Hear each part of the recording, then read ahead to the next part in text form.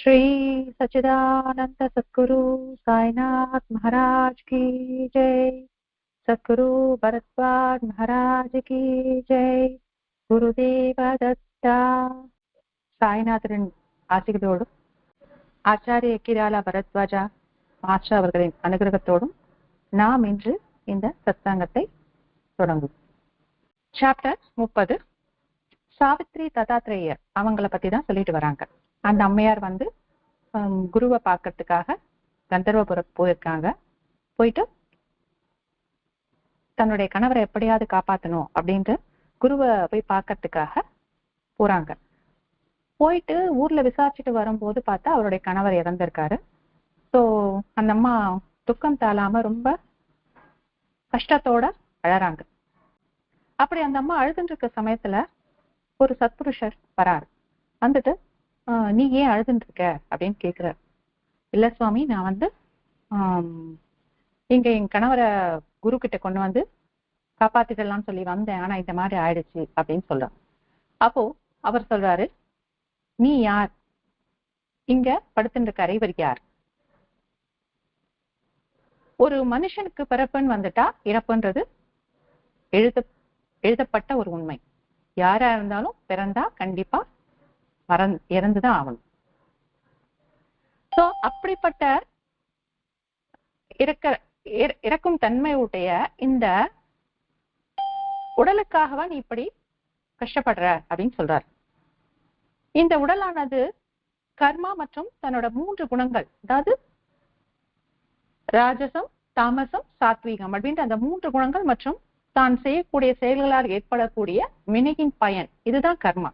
So இதனால மட்டும்தான் நம்ம வாழ்க்கையில அந்த தோற்றம் எடுக்கும்போது, பிறக்கும் போது அந்த இறப்புக்கும் நடுவுல இருக்கக்கூடிய காலகட்டத்துல நம்ம அனுபவிக்கிற எல்லா சுகங்களும் துக்கங்களும் அதனை பொறுத்துதான் வருது. சோ தேவர்கள் கூட கண்டிப்பா இந்த கல்பம் முடிவுல அழிந்து போகக்கூடியவர்கள் தான். இப்படி அழியக்கூடிய ஒரு தோல் பொம்மைக்காகவா நீ அழுதுன்னு இருக்க அப்படின்னு சொல்லி, நீ இதுல இருந்து மீண்டு வாமா அப்படின்னு சொல்லி சொல்றாரு. சாவித்ரி கேட்டுட்டு, சுவாமி இதுல இருந்து மீள்றதுக்கான வழியை நீங்களே சொல்லுங்க அப்படின்னு சொல்றாங்க. அப்போது சித்த புருஷர் என்ன சொல்றாருன்னா, பெண்கள் எப்படியான தர்மங்களை கடைபிடிக்கணும், அப்படி கடைபிடிச்சா அவங்களை எப்படி பதிவிரதையான பெண்களுக்கு நிகராக ஆக முடியும் அப்படின்று சொல்ல ஆரம்பிக்கிறாரு. ஒரு கதை சொல்றார். அகத்திய முனிவரும் அவருடைய வைஃப் லோபமுத்திரையும் காசில இருக்காங்க. அப்படி அவங்க வாழ்ந்துட்டு இருக்க சமயத்துல அங்க விந்திய மலை இருக்கு. அந்த விந்திய மலை அகத்தியருக்கு ஒரு சீடன் எப்படி சேவை செய்வானோ அந்த மாதிரி செய்யுது. அதாவது மலை சேவை செய்யுமான்றது கிடையாது.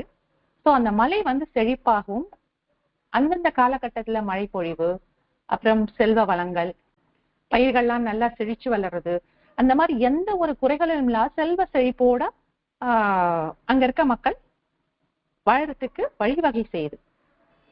அப்படி இருக்கக்கூடிய அந்த விந்திய மலை நாரதர் பார்த்துட்டு ஒரு தடவை சொல்றாரு, நீ எல்லா விதத்திலையும் ரொம்ப நல்லா இருக்க, ஆனா ஒரே ஒரு விஷயம், நீ ரொம்ப குள்ளமா இருக்க அந்த மேருமலையை பார்க்கும்போது அப்படின்னு சொல்லிடுறாரு. சொன்ன உடனே இந்த விந்திய மலைக்கு தன்னுடைய இவ்வளவோ நிறைய விஷயங்கள், அற்புதமான விஷயங்கள் கிடைச்சிருக்கத மறந்துட்டு, மகான்கள் கால்பட்ட இடம் ரொம்ப பவித்திரமானது, அப்படிப்பட்ட மகானும் அவனுடைய பதிவிரதையும் இருக்காங்க அந்த மலையில. சோ நம்ம எவ்வளவு பேர் பெற்றுக்கணும்ன்றத மறந்துட்டு தன்னோட உயரம் ஒரு குறையா எப்படி அந்த உயரமா நம்ம ஆயிடணும்னு சொல்லி இது உயரமாயிட்டே போயிடுது. உயரமாயி போனதுக்கு அப்புறமா சோ சன் எதெல்லாம் ஃபேஸ் பண்ணுதோ அந்த சைடு மவுண்டன், அந்த மலையோட அந்த பகுதியெல்லாம் ரொம்ப செழிப்பாவும், வெயில் படாத இடங்கள் செழிப்பு குன்றியும் காணப்படுது. சோ அங்க இருக்க முனிவர்கள், ரிஷிகள் அவங்கெல்லாம் ரொம்ப கஷ்டப்படுறாங்க தன்னுடைய அன்றாட வேலைகள் செய்யறதுக்கே. சூரிய ஒளி இல்லைன்னா நிறைய பாதிப்புகள் வரும் இல்லையா? சோ அவங்களோட அன்றாட வேலைகள், அன்றாட பூஜைகள்லாம் செய்து ரொம்ப சிரமப்படுறாங்க. சோ அவங்க எல்லாம் சேர்ந்து என்ன பண்ணாங்க, இந்திரன் கிட்ட போய் சொல்லலாம்னு சொல்லி போறாங்க. போகும்போது அவரும் என்ன பண்றாரு, நம்ம எல்லாரும் சேர்ந்து பிரம்மா கிட்ட போய் கேட்கலாம், இதுக்கு ஏதாவது ஒரு உபாயம் சொல்வாருன்னு சொல்லி பிரம்மாவை போய் பாக்குறாங்க. பிரம்மா சொல்றாரு, நீங்க அகத்தியரும் அவருடைய வைஃபையும் இந்த தெற்கு திசையில இருக்கக்கூடிய மக்களுக்கு நல்ல நெறிகள் சொல்றதுக்கு வாங்க, அவங்களுக்கு இன்னும் சொன்னா நல்ல விதத்துல அவங்க தங்களுடைய வாழ்க்கை முறைகளை மாத்திப்பாங்க அப்படின்னு சொல்லி சொல்லுங்க, அவங்க வருவாங்க அப்படின்னு சொல்லி சொல்றாரு. அதே மாதிரி இவங்களும் போய் அவங்கள அகத்தியரும் அவருடைய வைஃபையும் கூப்பிடுறாங்க. அவரும் அதுக்கேத்த மாதிரி வராரு. அப்படி வரும்போது அந்த தேவர்களோட குரு பிரகஸ்பதி என்ன சொல்றாருன்னா, இந்த இவ்வளோ நல்ல விஷயங்கள் நடக்கிறதுக்கு முக்கியமான காரணம் அந்த அம்மையாரின் பதிவிரதா தர்மம் தான் அப்படின்னு சொல்லி சொல்றாரு. ஓ அப்படியா, சரி, அப்படின்னா அப்ப அந்த பதிவிரதா தர்மத்தை எங்களுக்கும் நீங்க சொல்லுங்க அப்படின்னு சொல்லி கேக்குறாங்க. அப்போ அந்த பிரகஸ்பதி தேவகுரு வந்து சொல்ல ஆரம்பிக்கிறார், எப்படி எல்லாம் இருக்கணும் ஒரு பெண். அப்போ அந்த மாதிரி நடத்தைகள் இருந்தா அந்த பெண்ணை பதிவிரதைக்கு ஈக்குவலா வச்சுக்கலாம் அப்படின்றது சொல்றார். அதாவது தன்னுடைய கணவனை எப்பதும் ஸ்ரீஹரி போல நினைச்சுக்கணும். அவர் எப்ப சாப்பிடுறாரோ அப்பதான் இவங்க சாப்பிடணும். அப்புறம் அவர் சந்தோஷமா இருக்க சமயத்துல இவங்க சந்தோஷமா இருக்கணும். அவர் துக்கமா இருந்தா இவங்க சந்தோஷமா இருக்க கூடாது. அதே மாதிரி கணவர் இருக்கும்போது மட்டும்தான் தான் ஆடை அலங்காரங்கள் அணிகலன்கள் அதெல்லாம் போட்டுக்கணும். அதே மாதிரி தன்னுடைய கணவருக்கு பிடித்த உடைகள் அந்த மாதிரி அணிஞ்சுக்கணும். யஜ்ஞங்கள் யாகங்கள் இதுக்கெல்லாம் கணவரும் மனைவியும் ஒன்றாதான் போகணும். டெய்லி காலையில அவங்களுடைய ஹஸ்பண்ட் எழுந்துக்கிறதுக்கு முன்னாடி எழுந்து வீட்டெல்லாம் கிளீன் பண்ணிட்டு பூஜை பண்றதுக்கு ரெடியா வச்சுட்டு அவரை பூஜை சுவாமியா நினைச்சு பூஜை பண்ணணும். இப்படி நிறைய விஷயங்கள். அதே மாதிரி தன்னுடைய கணவனுடைய கூட பிறந்தவங்களை விட்டுட்டு தனி கொடுத்தனம் போகணும் எண்ணக்கூடாது. தீய எண்ணங்கள் கொண்ட பெண்களோடு பழகக்கூடாது. அக்கம் பக்கம் வீடுகளுக்கெல்லாம் செல்லக்கூடாது. அப்படி போகணுன்ற அவசியம் இருந்துச்சுன்னா தலை குனிஞ்சிட்டே போயிட்டு வரணும். அதே மாதிரி தன்னுடைய கணவருடைய சம்பாத்தியம் கம்மியாவோ அவர் உடல்நல குறைவாக உள்ளவராக இருந்தாலோ அழகில்லாதவராக இருந்தாலோ எப்படிப்பட்டவராக இருந்தாலும் அதை ஸ்ரீஹரி போல நினைத்து அவர் கொண்டுள்ள வசதிக்கேற்ப தன்னுடைய வாழ்க்கையை சந்தோஷமா மாத்திக்கணும். இப்படிப்பட்ட விஷயங்கள்லாம் செஞ்சா அந்த பெண் வந்து பதிவிரதைக்கு ஈக்குவலா ஆயிடுவாங்க. சோ அப்படிப்பட்ட பதிவிரதைகளை தேவர்கள் கூட வந்து சேவிப்பாங்க அப்படின்னு சொல்றாரு.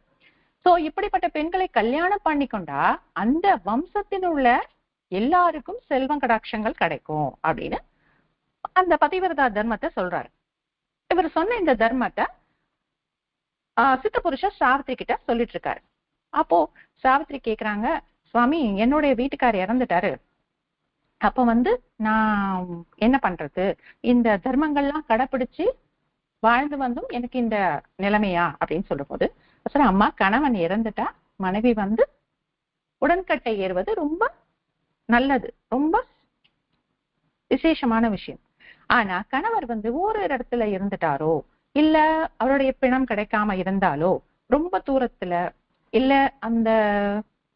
அந்த பெண் வந்து கர்ப்பமா இருந்தாலோ பால் கொடுக்கக்கூடிய குழந்தை இருந்தாலோ அவங்க உடன்கட்டை ஏற தேவையில்லை. அவங்க விதவா தர்மங்களை கடைபிடிச்சு வாழ்ந்தாலே நல்லது அப்படின்னு சொல்றாரு. அப்ப சாவித்திரி கேக்குறாங்க, விதவா தர்மங்கள்னா என்ன சுவாமி, எனக்கு அதை கொஞ்சம் சொல்லுங்க அப்படின்னு சொல்றாரு. அப்ப அவர் சொல்றாரு, தலையில முடி இருக்க கூடாது, டெய்லி குளிக்கணும், தலை குளிக்கணும். அதே மாதிரி எவ்வளவு உயிர் வாழ தேவையோ அந்த அளவுக்கு உணவு உட்கொள்ளணும். பிள்ளை இல்லை அப்படின்னு சொன்னா டெய்லி அவர் பேர் சொல்லி தர்ப்பணம் கொடுக்கணும். பிராமணருக்கு கணவருக்கு எந்த பொருள்லாம் பிடிக்குமோ பிராமணர்களுக்கு தானம் செய்யணும்.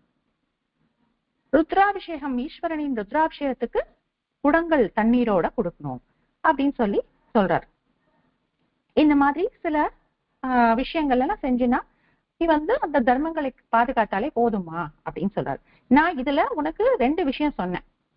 பெண்கள் எதை கடைப்பிடிக்கணும், ஒண்ணு உடன்கட்டை ஏறுது, இல்லைன்னா இந்த விதவா தர்மங்களை கடைப்பிடிக்கணும். இதுல எது உனக்கு உடன்பட்டு வருதோ உத்தமமா நீ நினைக்கிறியோ நீ அதை ஃபாலோ பண்ணிக்கோ அப்படின்னு சொல்லிட்டு இவரு அவ கை மேல வச்சு ஆசி வழங்கிட்டு போயிடுறாரு. அப்ப சாவித்திரி வந்து முனிவர்கிட்ட சொல்றாங்க, சுவாமி இந்த இடத்துல எனக்கு யாரும் கிடையாது, நீங்க தான் எல்லாம், என் தாய் தந்தை உறவினர் எல்லாமே, அதனால நான் உடன்கட்டை ஏறேன், நான் உங்களுடைய நீங்க சொன்னதுல அந்த வழியை தேர்ந்தெடுத்துக்கிறேன் அப்படின்னு சொல்லி சொன்ன உடனே அவர் சந்தோஷம் அடைந்து, நீ பெண்களுக்குள்ள உத்தமான ஒரு வழியை தேர்ந்தெடுத்திருக்கமா, நீ கூடிய சீக்கிரமா உன்னோட கணவரோட சேருவ அப்படின்னு சொல்லி ஆசி கொடுத்துட்டு தன்னுடைய கையால விபூதி அந்த பணத்து மேல வச்சுட்டு 4 ருத்ராட்சங்களை அவன் கையில கொடுத்துட்டு 2 கழுத்துலயும் 2 காதுலயும் கட்டிடுமா, நீ கட்டிட்டு ஸ்ரீகுருவை போய் பார்த்துட்டு வா, அவருடைய ருத்ராபிஷேகம் செஞ்ச தண்ணிய இவங்களுக்கு கொண்டு வந்து அவர் பாதங்கள்ல பண்ண அந்த அபிஷேக தண்ணிய இவர் மேல தெளிச்சுடு அப்படின்னு சொல்லிட்டு அவர் கிளம்பிடுறாரு. இந்த அம்மாவும் சாவித்திரி அம்மாவும் சரி அப்படின்னு சொல்லிட்டு போய் நம்ம இவ்வளவு தூரம் வந்தோம் இல்லையா, வந்ததுக்கு ஸ்ரீகுருவை பார்த்துட்டு வந்து எது ஒன்னாலும் செய்யலாம் அப்படின்னு சொல்லிட்டு ஸ்ரீகுருவை பார்க்கறதுக்கு போறாங்க. அப்படி போகும்போது சுவாமி எதிர்படுறார். பார்த்தா அவருடைய அந்த ஏதோ ஒரு ஒளிமயமான அந்த உடலை பார்த்தோன்னே, பிரகாசமான அந்த முகத்தை பார்த்தோன்னே இந்த அம்மாவுக்கு ரொம்ப ஒரு உத்வேகம் வந்தது. சாஷ்டாங்கமா விழுந்து வணங்குறாங்க. அப்போ அவர் வந்து தீர்க்க சுமங்கலி பவ அப்படின்னு சொல்றாரு. இதை கேட்ட பக்கத்துல இருக்கவங்க எல்லாம் சிரிக்கிறாங்க. ஏன்னா அவங்க ஹஸ்பண்ட் இறந்துட்டாங்க, அந்த அம்மா உடன்கட்டை ஏற போறாங்க. இது எதுவுமே தெரியாம சுவாமி வந்து இப்படி சொல்றாரே அப்படின்னு சொல்லி நினைச்சிட்டு சிரிக்கிறாங்க. அப்போ ஒரு பிராமணர் கேட்க, சுவாமி இந்த மாதிரி விஷயம் நடந்திருக்கு, அவர் வந்து அனைத்தும் அறிந்தவர் இல்லையா, அவருக்கு தெரியாதது ஒண்ணும் கிடையாது, அவர்கிட்ட இவங்க சொல்றாங்க இந்த மாதிரி எப்படி சொன்னோன்னு, இல்ல இவங்க சுமங்கலியா வாழறதுக்கான எல்லா வாய்ப்புகளும் இருக்கு, அப்போ ஏன் அவங்களுடைய ஹஸ்பண்ட் இங்க கூட்டிட்டு வாங்க அப்படின்னு சொல்லி அந்த பிணத்தை எடுத்துட்டு வர சொல்லி அந்த மேல இருக்க துணியை எடுத்துட்டு தன்னுடைய பாதாபிஷேக நீரை வந்து அவருக்கு கொடுக்குறாங்க. கொடுத்துட்டு அவர் மேல தெளிக்கிறாங்க. தெளிச்சுட்டு தன்னுடைய கருணையான பார்வைய அவர் பார்க்கிறார். பார்த்து கொஞ்ச நாளிலேயே அவர் உயிர் பெற்று மேல எழுந்து பாக்குறாரு. ஏன் நான் இங்க இருக்கேன், என்னாச்சு எனக்கு அப்படின்னு சொல்லி அந்த தத்தாத்திரேயர் சாவித்திரியோட கணவர் கேட்கிறார். கேட்ட உடனே நடந்ததெல்லாம் அந்த அம்மா சொல்லிட்டு ரொம்ப சந்தோஷப்பட்ட ஆனந்த கண்ணீரோட அவர் பாதங்களை வந்து பிடிச்சிட்டு, சுவாமி சரணம்னு வந்தவங்களை காப்பாத்தி கொடுக்கிறவர் நீங்க தான், சச்சிதானந்த மூர்த்தி அப்படின்னு சொல்லி அவரை போற்றி புகழ்ந்து, எங்களுக்கு இந்த பிறவியே போதும், எங்களுக்கு மறுபிறவி வேண்டாம் அப்படின்னு சொல்லி சேவிச்சுக்கிறாங்க. சுவாமியும் அவங்களுக்கு தன்னுடைய ஆசைகளை வணங்கி கிளம்பிடுறாரு. இதெல்லாம் பார்த்துட்டு இருந்த ஒருத்தர் கேட்கிறாரு, எப்படி அது இந்த இறந்து போனவங்க எப்படி பிழைக்க முடியும் அப்படின்னு சொல்லி கேட்கும்போது ஸ்ரீகுரு சொல்வாரு, இந்த பிறவியில அவருக்கு ஆயுஸ் கம்மி, ஆனா அடுத்த பிறவியில நீண்ட ஆயுள் உடையவன், அந்த அடுத்த பிறவில இருந்து 30 வருஷம் எடுத்து இங்க மாத்தி இவரை உயிர்ப்பிச்சிருக்கேன் அப்படின்னு சொல்லி சொல்றார். சோ பிரம்மா எழுதிய தலையெழுத்த யாராலே மாற்ற முடியாது, ஆனா ஒரு சத்குருவால இந்த மேன்மையை செய்ய முடியும். அதனால அவருடைய அந்த மகிமையை கண்டு எல்லாரும் ரொம்ப ஆச்சரியப்பட்டாங்க. இந்த புகழ் வந்து உலகம் எல்லாம் பரவியது. இப்போ இந்த சாப்டர்ல 2 விஷயங்கள் நம்ம பார்க்கணும். ஒரு மனுஷன் தன்னுடைய சுக துக்கங்கள் அனுபவிப்பது எதன் மூலமாக, அவனுடைய கர்மா மற்றும் முக்குணங்களால் அப்படின்னு சொல்றாங்க. சோ அந்த கர்மான்றது என்ன, நம்ம செய்யக்கூடிய செயல்கள். நாம நல்ல விஷயங்களை செஞ்சா அதனுடைய பலன்கள் நமக்கு எப்படி இருக்கும், நல்லதாவே அமையும். அதே தீமையான விஷயங்கள் செய்தா நமக்கு தீமைகள் தான் வரும். சோ அந்த எல்லாத்துடைய ஒட்டுமொத்த அந்த வேல்யூ அதுதான் நம்மளுடைய சுகமாகவும் துக்கமாகவும் மாறக்கூடியது. அதே மாதிரி இந்த முக்குணங்கள், அந்த சாத்வீகம், ராஜசம், தாமசம் சொன்னோம் இல்லையா, அந்த 3த்துலயுமே ரொம்ப உயர்ந்தது சாத்வீகம். அது சாத்வீகம் குணங்கள் எப்படி இருக்கும்னா, தூய்மையா இருப்பாங்க, தெளிவா இருப்பாங்க, நிதானமா எதையும் சொல்வாங்க, ரொம்ப அன்பு, கருணை, இப்படிப்பட்ட சுபாவங்களை கொண்டவர்களா இருப்பாங்க. ராஜசம் அப்படின்றவங்க தன்முனைப்பு, அதாவது தான் தான் எல்லாம், நான் சொல்றதுதான் ரைட் அப்படின்ற மாதிரி இருக்கிறது. அகங்காரம், அடுத்தவங்கள என்ன சொல்றது அப்படின்ற ஆர்வம், அந்த ஆர்வம், ஆசை, இதெல்லாம் அந்தருடைய குணங்கள்ல வரும். தாமசம் அப்படின்னு சொன்னா சோம்பல், ஒரு காரியத்தையும் இன்னைக்கு செய்யலாம் நாளைக்கு செய்யலாம் தள்ளி தள்ளி போடக்கூடிய சோம்பல்.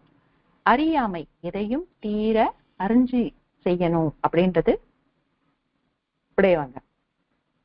சோ இந்த குணங்கள் மற்றும் அந்த கர்மா இதுதான் நம்மளுடைய சுக துக்கங்களை நமக்கு கொடுக்கிறது.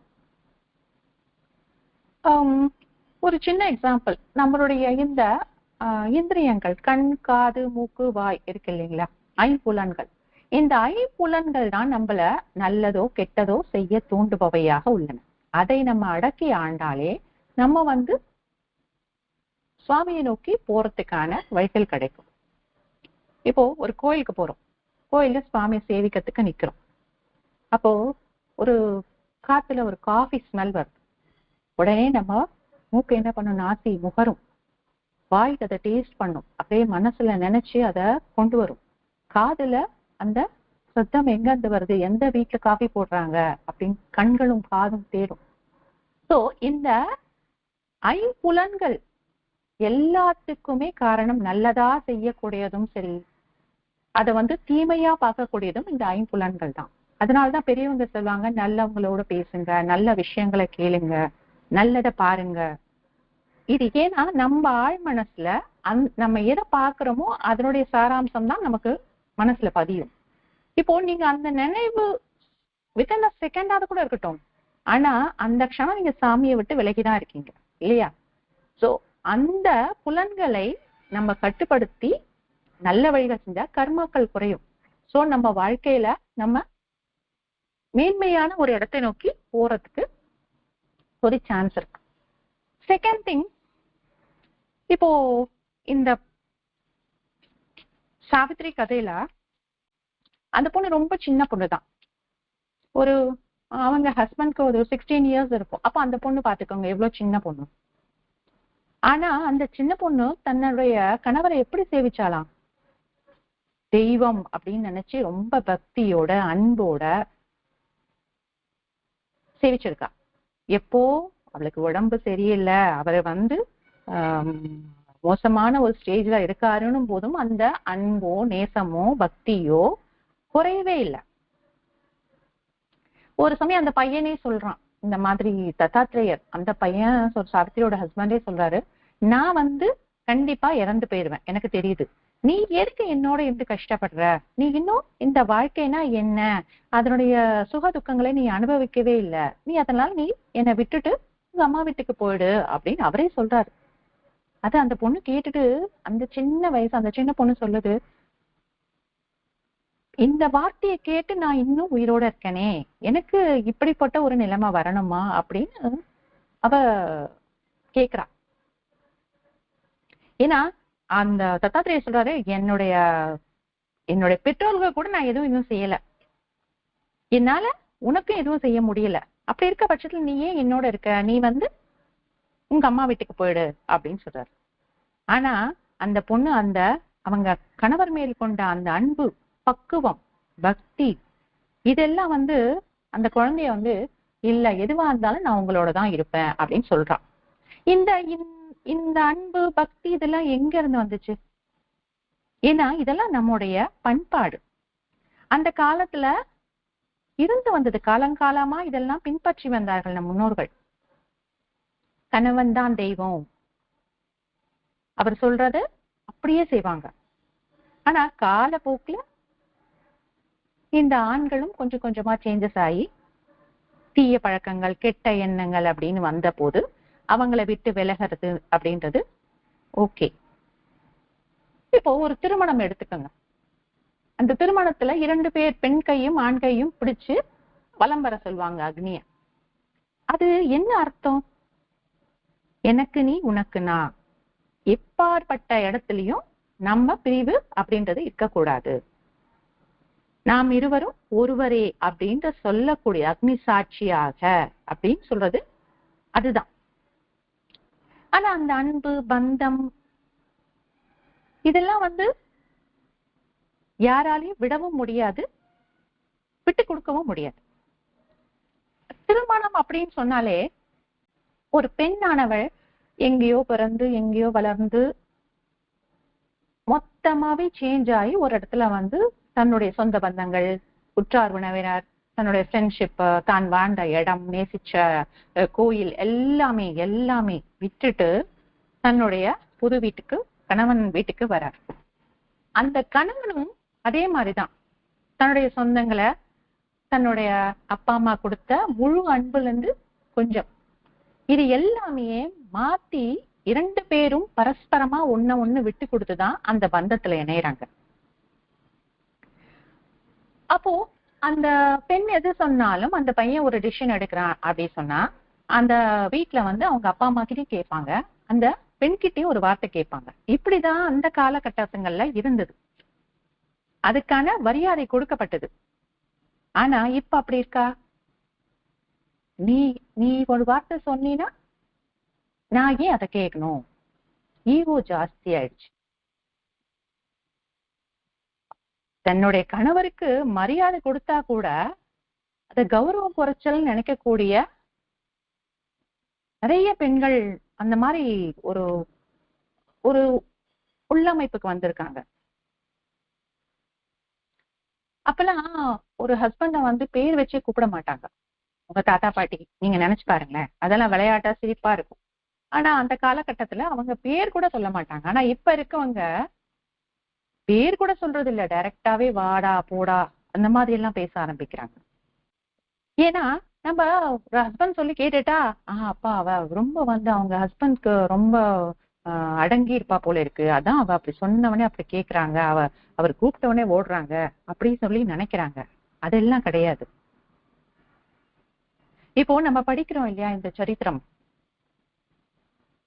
இது சாதா சரித்திரம் கிடையாது, நடந்ததைகள் தான் சரித்திரமாக கொடுத்திருக்காங்க. சோ இந்த பெண்கள் தன்னுடைய இந்த ஒரு வளர்ச்சியை என்ன நினைச்சிட்டு இருக்காங்கன்னா அசுர வளர்ச்சினே சொல்லலாம். இந்த வளர்ச்சி, அதாவது இந்த ஏற்றுக்கொள்ளப்படாத மனமாற்றம். இதுக்கு காரணம் என்ன? கலாச்சார சீரழிவுதான். கதையில அந்த காலத்துல சாவித்திரி அவங்களெல்லாம் படிச்சிருப்பாங்க. அவங்க எல்லாம் தன்னோட கணவரோட உயிரை கொண்டு வரத்துக்காக போராடினாங்க. ஆனா இந்த காலத்துல இருக்க பெண்கள் எதுக்காக போராடுறாங்க?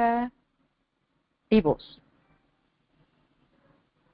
அவங்களுக்கு தன்னுடைய தன்மானம் ரொம்ப முக்கியம். எல்லாருக்குமே, பெண்கள் ஆண்கள் இல்லை, எந்த ஒரு ஜீவனும், அதாவது ஒரு ஒரு ரெஸ்பெக்ட், செல்ஃப் ரெஸ்பெக்ட் நீடட், அது வேணும் கண்டிப்பா. ஆனா அதனுடைய லெவலை தாண்டும் போதுதான் அகங்காரமா மாறிடுது. இப்போ ஒரு விஷயம், ஒரு தப்பு செய்யறாங்கன்னு வச்சுக்கோங்களேன், அத கணவன் திருத்தறதுக்காக தன் மனைவியை நீ செஞ்சது தப்போ இல்ல அந்த குறைகளை சுட்டி காட்டினாலோ அது எப்படி இருக்குன்னு சொன்னா, நீ யாரு என்னுடைய தவறுகளை சுட்டி காட்டுறதுக்கு அப்படின்ற ஒரு கேள்வி வருது. ஆனா அதுவே இப்போ வாட்ஸ்அப்லயோ இல்ல பேஸ்புக்லயோ நீங்க போடுறீங்க, ஆயிரக்கணா உங்களுக்கு தெரிஞ்சவங்க தெரியாதவங்க எல்லாம் கமெண்ட்ஸ் பண்றாங்க. அந்த கமெண்ட்ஸ்ல எத்தனையோ பேர் உங்களுக்கு நல்லதும் சொல்லிருக்கலாம், கெடுதலும் சொல்லிருக்கலாம், அட்வைஸும் பண்ணிருக்கலாம். ஆனா அதை ரிசீவ் பண்ண முடியற உங்களால தன்னுடைய ஹஸ்பண்ட் சொல்றதை ஏத்துக்க முடியல. அந்த மாதிரி ஆண்கள் கூட ஒரு காலத்துல பெண்களை ஏறெடுத்து பார்க்க மாட்டாங்க. தன்னுடைய தாரத்தை தவிர அனைத்து பெண்களையும் தங்கையாக நினைக்கணும் அப்படின்னு சொல்லி வளர்க்கப்பட்ட காலகட்டங்கள்ல ரொம்ப ரொம்ப நல்ல ஜீவன்களா, அதாவது நம்ம சொல்லி கொடுத்தது தானே நம்ம பசங்களுக்கு, அவங்களை நல்லா வளர்த்து இருந்தாங்க அப்போ. ஆனா இப்ப அப்படி இல்ல, முறை கெட்டு நடந்துக்கிறாங்க அந்த ஆண்கள்லாம். இந்த மாதிரி எல்லாமே கான்ட்ரவர்சியா போறதுக்கு என்ன விஷயம்? ஏன்னா நம்ம நல்ல விஷயங்களை நம்மளுடைய சந்ததியினருக்கு நம்ம சொல்லி கொடுக்கல, அதுக்கு டைம் இல்ல அப்படின்னு சொல்றோம். அந்த காலங்கள்ல இந்த மாதிரி வீடுங்கள்ல பேசுறதோ இல்ல ஒரு சத்சங்கம் கூட்டிட்டு போறதோ ஒரு கதை சொல்றதோ, சத்சங்கம்னா வெளியில தான் போய் கேட்கணும் அப்படி இல்ல, ஒரு வீட்டுல இருக்கும்போது ஒரு தாத்தா பாட்டி ஒரு புராண கதைகள் சொல்லுவாங்க, அதை கேட்பாங்க, அதனுடைய அர்த்தம் ஏன் எதுக்கு என்ன அப்படின்ற கொஸ்டின்ஸ் வரும். பட் இப்ப அந்த மாதிரி இல்லை, எல்லாரும் ஃபாஸ்டா ரைட் பண்ணி ஓடிட்டு இருக்கோம். அந்த மாதிரி இந்த உலகம் மாறிடுச்சு. இது ஏதோ ஒரு சரித்திரத்தை ஒரு பக்கத்துல படிச்சுட்டு திருப்பி வச்சிடுறது இல்ல. நாம நம்மளுடைய பசங்களுக்காவது இதை சொல்லி தரணும். அப்பதான் அந்த நாளைய ஜெனரேஷன், நாளைய கலாம் சொன்ன மாதிரி ரொம்ப இம்பார்ட்டன்டான ஒண்ணு. நாளைய ஜெனரேஷன் வந்து நம்ம இந்தியாவை மாற்றக்கூடிய ஒரு வல்லமை பெற்றதுன்னு சொல்றாங்க. அப்படிப்பட்ட அந்த சந்ததியினரை நாம நல்ல விஷயங்கள் சொல்லி கொடுத்து வளர்க்கணும். இந்த மாதிரி விஷயங்களை ஷேர் பண்ணா அவங்க நாளைக்கு கோயில் வாசல்ல நின்னுட்டு இருப்பாங்க. அப்படி இல்லைன்னா கோர்ட் வாசல்ல தான் இருப்பாங்க. இந்த மாற்றம் வரணும், இது ஏற்படக்கூடாது, இளைய சமுதாயினர் இதுல வீழக்கூடாதுன்னு நம்ம நினைச்சோம்னா பெற்றோர்களால நம்ம கையில தான் இருக்கு. இந்த மாதிரி கதைகளை நம்ம பிள்ளைங்களுக்கு கூட உட்கார்ந்து பகிர்ந்து சொல்லணும், நல்ல விஷயங்களை எடுத்து கூறணும். ஏன் அந்த காலத்துல இந்த மாதிரி எல்லாம் வச்சுட்டாங்க, இந்த மாதிரி ரூல்ஸ் அண்ட் ரெகுலேஷன்ஸ் எல்லாம் இருந்தது, ஏன் அதை ஃபாலோ பண்ணாங்க, அதெல்லாம் சொல்லி கொடுக்கணும். நிறைய விரதங்கள் பண்றாங்க, எவ்வளவு கோடி விரதங்கள் செஞ்சா கூட ஒரு சத்குரு மூலியமாக செய்யக்கூடிய ஒரு விரதத்தின் பலன் வந்து ரொம்ப அதிகம். இப்போ அந்த சாவித்திரி அம்மா வந்து நிறைய சின்ன வயசுலயே நிறைய சுமங்கலி பூஜை பண்ணிருக்காங்க, விரதம் இருந்திருக்காங்க. ஆனாலும் சுவாமி எனக்கு இப்படி ஆயிடுச்சுன்னு கேட்டாங்க. ஆனா அவங்களுக்கு அப்ப அந்த பலன் எல்லாம் இல்லையா, விரதம் பண்ண அந்த பலன் எல்லாம் இல்லையா? அப்படி இல்லை. அதுக்கான பலன் தான் அந்த அம்மாவை சத்குருவை பார்க்க வச்சுச்சு. சத்குரு அவங்களுக்கு தரிசனம் கிடைச்சது. எல்லாருக்கும் சத்குரு தரிசனம் வந்து சும்மா கிடைக்காதுங்க, அதுக்கு நிறைய புண்ணியம் பண்ணிருக்கணும். அப்படி புண்ணியம் பண்ணியிருந்தா அந்த சத்குருவின் தரிசனம் நமக்கு கிடைக்கும். ஒன்ஸ் தரிசனம் கிடைச்சிருச்சுன்னா அந்த புண்ணியம் எல்லாமே ஈக்குவல் ஆயிடுச்சு, அவ்வளவுதான். சோ நம்மளுடைய ரெஸ்ட் ஆஃப் த லைஃப் வந்து அவருடைய அனுகிரகத்துல மட்டும்தான் போயிட்டு இருக்கும், நடந்துட்டு இருக்கும். அந்த சின்ன பொண்ணு பாருங்களேன், சுவாமியோட அனுகிரகம் கிடைச்சிச்சு, அவருடைய வைராக்கியத்தை சுவாமி சோதிச்சுட்டு அவருக்கு என்ன பண்ணாரு, டெஸ்ட் வச்சாரு. அந்த பொண்ணு எப்படி இருக்கா, போறாளா இல்ல அவங்க ஹஸ்பண்ட் விட்டுட்டு எல்லாம் பார்த்தாரு. அவரே இந்த ஜெயிக்கவும் வைக்கிறார். திருப்பி அவருடைய கணவருடைய உயிரை அவருக்கு திருப்பவும் கொடுக்கிறார். இத படிக்கும் போது நமக்கு எல்லாம் ரொம்ப சந்தோஷமா அப்படி மெய் சிலுக்கும்.